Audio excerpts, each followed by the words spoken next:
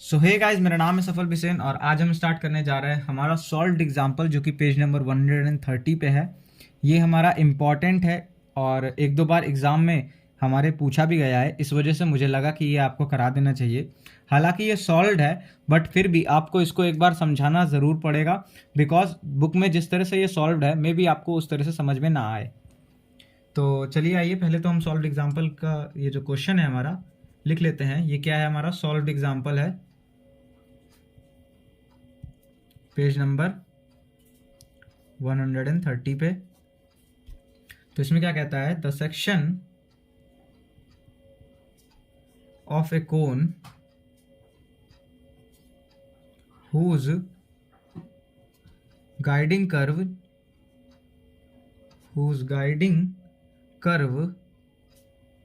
is the ellipse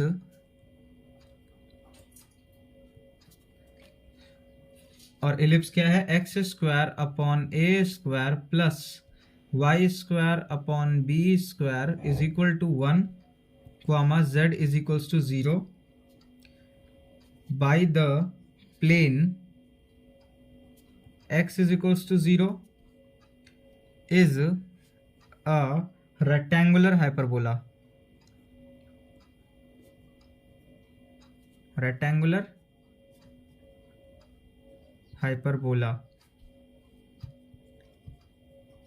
Show that the locus of the vertex is the surface कौन सी surface? X square upon a square plus y square plus z square upon b square is equals to 1। सो ये हमारा question है और क्या कह रहा है कि सेक्शन ऑफ ए कोन, एक कोन का सेक्शन जिसका गाइडिंग कर्व क्या है? ये इलिप्स है और by the plane x is equals to 0 और ये हमारा इलिप्स है। मतलब पहली बात तो ये इलिप्स है और ये लाइक कौन से प्लेन पे कर रहा है? जेड इज इक्वल्स टू 0 पे, ठीक। और इस कोन का जो हमारा सेक्शन करा गया है x is equals to 0 plane द्वारा, वो हमारा क्या देगा? एक रेक्टेंगुलर हाइपरबोला देगा। और रेक्टेंगुलर हाइपरबोला देगा जब, तो इस तरह के कोन का जो वर्टेक्स है अगर हम उसका लोकस ले लेंगे तो वो वर्टेक्स हमारा क्या? एक सरफेस जनरेट करेगा और वो सरफेस क्या होगी? ये होगी। आपको हम यहाँ पे बता दें कि जो कंडीशन होती है रेक्टेंगुलर हाइपरबोला की, वो क्या होती है? यहाँ पे नोट करके आप इस क्वेश्चन को सॉल्व करने से पहले लिख लेंगे। कंडीशन ऑफ रेक्टेंगुलर, या फिर फॉर लिख लीजिए, कंडीशन फॉर रेक्टेंगुलर हाइपरबोला। तो जो रेक्टेंगुलर हाइपरबोला की कंडीशन होती है वो क्या होती है कि आपका जो कोफिशिएंट ऑफ जेड स्क्वायर है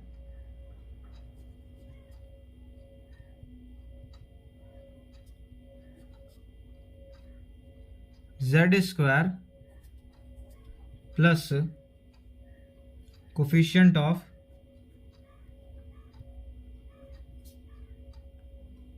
Y square that will be equal to 0। वो क्या होना चाहिए? 0 के बराबर होना चाहिए। यानी कि कोई भी अगर हाइपरबोला की इक्वेशन लिखी है या फिर कोई भी हमारी सेकेंड डिग्री की इक्वेशन लिखी है, तो उसमें जो रेक्टेंगुलर हाइपरबोला अगर वो होगा तो उसकी कंडीशन क्या होगी कि जेड स्क्वायर का कोफिशिएंट और वाई स्क्वायर के कोफिशिएंट को अगर हम ऐड करते हैं तो वो 0 दे दे।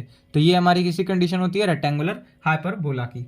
अब हमको क्या करना है? देखिए, इसका जो सोल्यूशन होगा ना, आपको क्या करना पड़ेगा? आपको अल्फा बीटा गामा वर्टेक्स मान के, वर्टेक्स का ही लोकस लेना है क्योंकि, तो अल्फा बीटा गामा वर्टेक्स मान के आपको पूरा प्रोसेस जो हमने पहले इसके क्वेश्चन में लगाया, उसके भी पहले क्वेश्चन में हमने जो लगाया, तो उस तरह से आपको क्या करना है? आपको जो है कोन की इक्वेशन उस तरह से निकालनी है। तो चलिए आइए देखते हैं यहाँ पे। So let us suppose that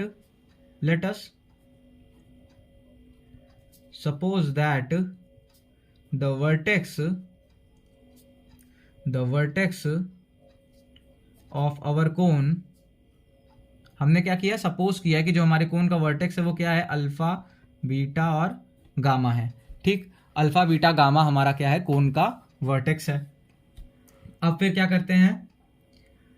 कोन का वर्टेक्स पता लग गया, तो उस कोन से पास होने वाली लाइन हम लिखते हैं यहाँ पे, तो वो हमारी किस तरह से आएगी, x minus alpha upon l is equals to y minus beta upon m is equals to z minus gamma upon l, sorry n is equals to k. So इस लाइन पे इसको हम कोई इक्वेशन दे देते हैं, इस लाइन पे लाई करने वाला कोई भी पॉइंट हमारे किस फॉर्म में होगा, so any point on this line will be in the form of any point on this line will be in the form of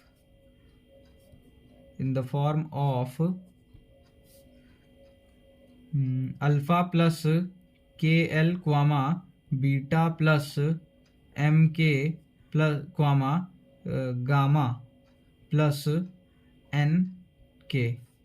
तो इस फॉर्म में होगा हमारा कोई भी पॉइंट इस लाइन पे। अब अगर वो पॉइंट हमारे इस लाइन पे है और उसका गाइडिंग कर्व उस कोन का क्या है, ये हमें गिवन है, ये इलिप्स हमें गिवन है, तो हम जानते हैं कि ये जो हमारा पॉइंट होगा ये हमारी इस वाली प्लेन की इक्वेशन को सेटिस्फाई करेगा। So this point will satisfy the equation of plane z is equals to 0। So z is equals to 0 हमारी इक्वेशन को सेटिस्फाई करेगा ये पॉइंट, और अगर पॉइंट सेटिस्फाई करेगा तो gamma plus n times k is equals to 0। So यहाँ से हमको जो k की वैल्यू मिलेगी वो कितनी मिलेगी, माइनस गामा अपॉन n। सो ये हमको k की वैल्यू मिल गई यहाँ से। अब हम k की वैल्यू को उठा के इस पॉइंट की पे पुट करते हैं और इस पॉइंट की जो वैल्यू है उसको फाइंड आउट करते हैं। सो यहाँ पे जो पॉइंट k की वैल्यू को अगर हम रखेंगे तो क्या बनेगा ये point, so our point will be like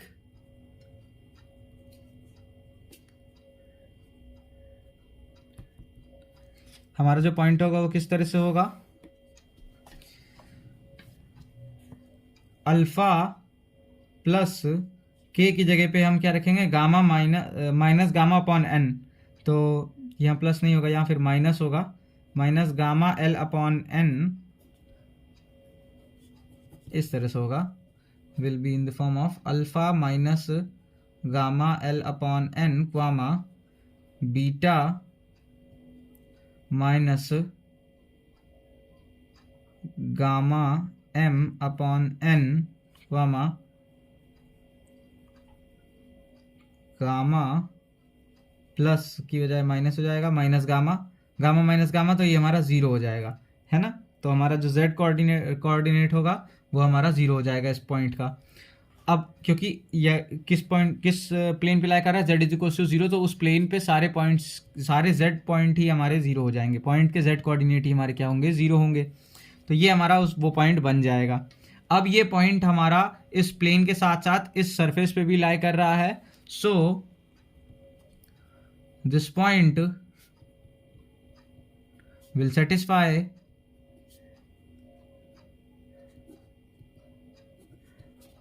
the surface, this point will satisfy the surface x square upon a square plus y square upon b square is equal to 1, comma z is equal to 0। So आपका x कितना है, x will be alpha minus gamma l upon n, so alpha n minus gamma l upon n का whole square divided by a square plus y यानी कि beta m n minus gamma m upon n का whole square divided by b square is equal to 1। सो ये हमारा कितना आ जाएगा, अब देखिए ये हमारे जो है इक्वेशन आ गई किसकी, ये हमारी आ गई इक्वेशन। अब यहां से हम क्या, हमने जो माना था LMN, हम डायरेक्शन रेशियो मानते हैं, तो हम LMN को क्या करेंगे, यहां से एलिमिनेट करेंगे। तो eliminating LMN from equation 2, eliminating l m n from equation 2, तो एल की जगह पे हम क्या लिखेंगे, एक्स माइनस अल्फा को लिखेंगे, वाई की जगह पे, एम की जगह पे हम क्या रखेंगे, वाई माइनस बीटा, और जेड की जगह, एन की जगह पे हम क्या रखेंगे, जेड माइनस गामा। सो यहाँ पे अगर हम एन की जगह पे अल्फा टाइम्स एन, यानी कि z minus gamma minus gamma into l की जगह पे क्या रखेंगे, एक्स माइनस अल्फा अपॉन में एन, तो यह आ जाएगा हमारा n square into a square, क्योंकि डिवाइड ही हो रहा है, और इसका whole square plus beta into n, तो एन की जगह पे हम रखेंगे beta into z minus gamma minus gamma into m की जगह पे रखेंगे वाई माइनस बीटा का होल स्क्वायर अपॉन में n square b square is equals to 1। So अब ये हमारा किस तरह से आ जाएगा, इसको अगर हम फर्दर सॉल्व करें तो अल्फा जेड, तो ये हमारा अल्फा जेड आ गया माइनस अल्फा इंटू गामा, और ये minus gamma into minus alpha, तो ये हमारा प्लस अल्फा इंटू गामा, तो कैंसिल आउट हो गया। फिर ये कितना बचा, माइनस गामा इंटू एक्स का होल स्क्वायर, इतना बचा अपॉन में एन स्क्वायर, एक मिनट, एन स्क्वायर, अच्छा हाँ देखिए यहाँ पे आप क्या कर सकते हैं, 1/n² यहाँ मल्टीप्लाई दोनों टर्म में, तो यहाँ से 1/n² कॉमन लिए और फिर n² उधर मल्टीप्लाई में भेज दिए, तो वहाँ पे 1 की जगह पे क्या हो जाएगा, n² हो जाएगा। सो इतना तो आप यहीं लिखे रहने दीजिए, अपॉन में a² कर दीजिए, प्लस ये कितना हो जाएगा, beta into z minus beta into gamma, और ये माइनस बीटा और माइनस बीटा, तो ये minus gamma minus beta plus beta into gamma हो जाएगा, माइनस बीटा इंटू गामा तो कैंसिल आउट हो जाएगा, तो यहाँ पे बचेगा beta into z minus gamma into y का होल स्क्वायर अपॉन में b square is equal to n square, इधर मल्टीप्लाई हो गया था और एन की वैल्यू हम क्या रख रहे हैं, जेड माइनस गामा। सो यहाँ पे हमारा क्या हो जाएगा, जेड माइनस गामा का होल स्क्वायर, इतना आ गया। और ये क्या आ गई आपकी, देखिए हमने एलिमिनेट, जैसे ही एलिमेंट को एलिमिनेट कर दिया इक्वेशन नंबर 2 से, उसके बाद जस्ट हमको सीधे सीधे क्या मिल जाती है, इक्वेशन ऑफ कोन। तो ये हमारी पहले तो आ गई इक्वेशन ऑफ कोन आ गई है ना, इसको हम क्या लिख देते हैं, इक्वेशन नंबर 3, और it will be the equation of cone. So हम यहां पे लिखेंगे इक्वेशन 3 represents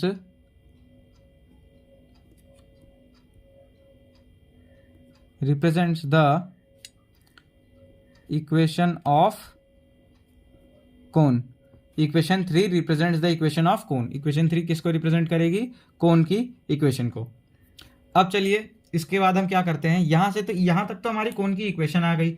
अब इस कोन, ये जो कोन 3 है हमारा, इसका जो सेक्शन है, ठीक, किस प्लेन के through, plane x is equals to 0 के थ्रू, वो हमारा क्या कर रहा है, ये एक रेक्टेंगुलर हाइपरबोला बनाएगा। और रेक्टेंगुलर हाइपरबोला की कंडीशन क्या होती है कि coefficient of z square plus coefficient of y square हमारा कितना होना चाहिए, 0 होना चाहिए। तो जब हम इस अपने कोन की इक्वेशन से, जो कोन 3 हमारा आया है, इसकी इक्वेशन से जैसे ही हम ये plane z is equals x is equals to 0 को पास कराएंगे, तो हम क्या लिख सकते हैं, इस इक्वेशन में जहां जहां पे x होगा, देखिए हमको क्या रिप्रेजेंट करना है, अगर हम इस इक्वेशन और इस इक्वेशन को एक साथ लिख देते हैं, तो हम क्या कहेंगे कि वो हमने क्या लिख दिया है, फिर रेक्टेंगुलर हाइपरबोला की इक्वेशन लिख दी है। क्यों, क्योंकि यहाँ बताया गया है हमको पहले से कि the section of a cone whose फलाना डिमाका इज दिस बाई प्लेन इतने इज ए रेक्टेंगुलर हाइपरबोला। इसका मतलब कि ये कोन और ये x इज इक्वल टू 0 को अगर हम साथ में लिख दिए, तो वो हमें क्या शो कर रहा होगा, वो एक रेक्टेंगुलर हाइपरबोला शो कर रहा होगा, है ना। और फिर वो रेक्टेंगुलर हाइपरबोला जो होगा, वो हमारे उस पर हम ये वाली कंडीशन को सेटिस्फाई करके देखेंगे, और अगर हम सेटिस्फाई करा देते हैं इस इक्वेशन को, तो हमें सीधे सीधे हमारी जो कंडीशन है ये हमें मिल जाएगी, जैसे ही हम अल्फा बीटा गामा का वर्ड अगर लोकस लेंगे तो आइए चलिए इस क्वेश्चन को आगे कंटिन्यू रखते हैं। और आई होप आपने यहां तक नोट कर लिया होगा। अगर आपने नहीं नोट किया है तो इसको आप पहले यहां तक नोट कर लीजिए अच्छे से।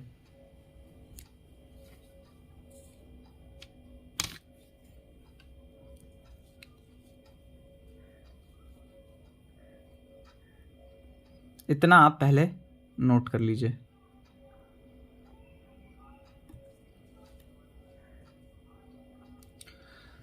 पॉज करके आराम से नोट कर लीजिए। तो चलिए अब हम चलते हैं इसके नेक्स्ट पार्ट की तरफ। तो हम यहाँ पे जो है इसको इतना रोक रहे हैं और अब हम इसको सॉल्व कर रहे हैं। तो यहाँ तक हमारी कौन की इक्वेशन आ गई थी। सो आप यहाँ से क्या लिखोगे,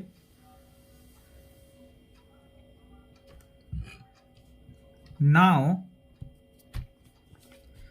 the equation 3 with the equation of plane x is equals to 0 represents the rectangular hyperbola, represent the rectangular hyperbola, और यहाँ पे लिख देंगे it is given, है ना, ये हमको गिवन था। सो ये जो इक्वेशन है, अगर हम इसके साथ अगर ये x इज इक्वल टू 0 वाली इक्वेशन को लिखेंगे तो इसका मतलब इस इक्वेशन में जहाँ जहाँ x है वहाँ वहाँ हमको 0 करना पड़ेगा। तो अगर हम 0 करते हैं तो हमारे पास क्या बचेगा, हमारे पास बचेगा अल्फा z का होल स्क्वायर अपॉन में a square plus beta z minus gamma y का होल स्क्वायर अपॉन में b square is equal to z minus gamma का whole square. This will comes as equation number 4। इतने comma, एक minute, comma x is equal to 0 और ये जो हमारी है ये इक्वेशन नंबर 4 आएगी। ठीक है, अब यहाँ पे हम क्या लिखते हैं, कंडीशन ऑफ रेक्टेंगुलर हाइपरबोला। तो कंडीशन ऑफ रेक्टेंगुलर हाइपरबोला की कंडीशन क्या है, coefficient of z square plus coefficient of y square will be equal to 0। So z square का जो कोफिशिएंट है वो क्या है, alpha square upon a square. So alpha square upon a square plus y square z, अच्छा यहाँ पे भी है देखिए, तो सिर्फ ये नहीं है, तो यहाँ पे कितना आ जाएगा, a square plus b square plus 2ab। तो जब 2, ध्यान से देखिए, ये इतना ब्रैकेट जब आप केवल हम खोलने की बात कर रहे हैं अभी, जब आप इतना ब्रैकेट सिर्फ खोलेंगे तो आपका क्या आएगा, beta z square plus gamma y square, मतलब beta square plus z square plus gamma square plus y square minus 2 beta z into y gamma, है ना, इतना आएगा। तो अपॉन में बी स्क्वायर रहेगा सबके। तो यहाँ पे अगर हम केवल और केवल जेड स्क्वायर का जो है कोफिशिएंट फाइंड आउट करने की कोशिश करें तो वो beta square upon b square ही आएगा सिर्फ। तो यहाँ पे क्या आएगा, beta square upon b square, और जेड स्क्वायर के ये हमारे कोफिशिएंट हो गए। जेड स्क्वायर का और कोई कोफिशिएंट है यहाँ पे, तो ये अगर हम ध्यान से देखें यहाँ पे तो नहीं, यहाँ पे ये तो ये हमारा आ जाएगा coefficient of z square plus coefficient of y square. तो वाई स्क्वायर के क्या कोफिशिएंट है, gamma square plus b square आएगा पहला, तो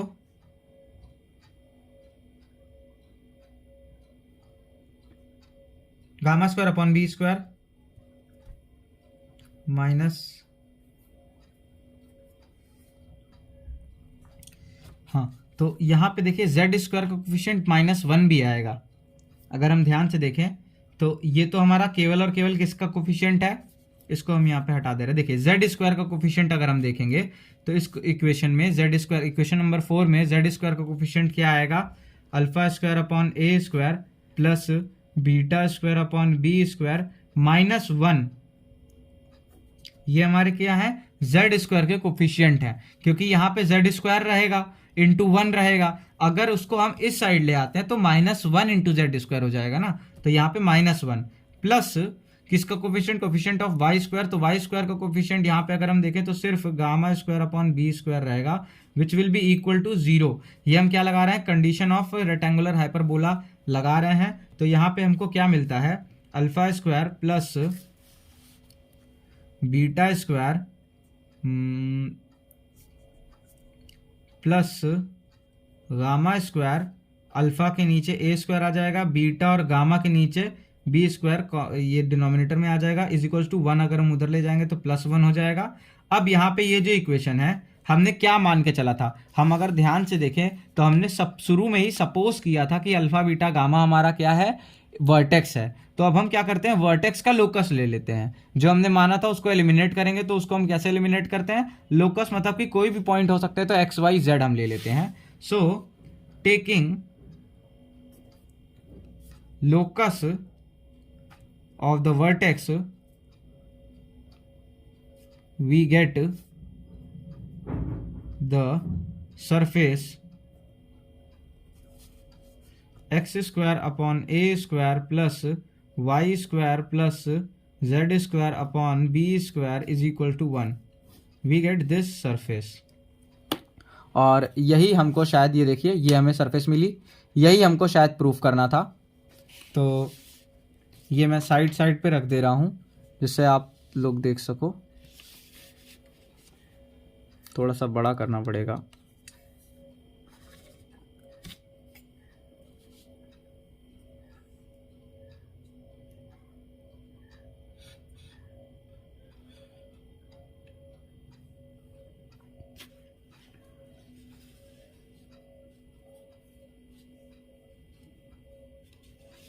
पहले आप इसको नोट कर लीजिए, आराम से पॉज करके आराम से इसको नोट कर लीजिए।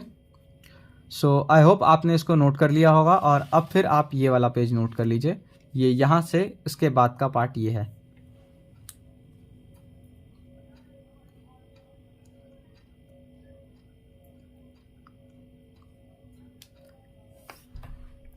तो ये था आपका सॉल्व्ड एग्जाम्पल पेज नंबर 130 का।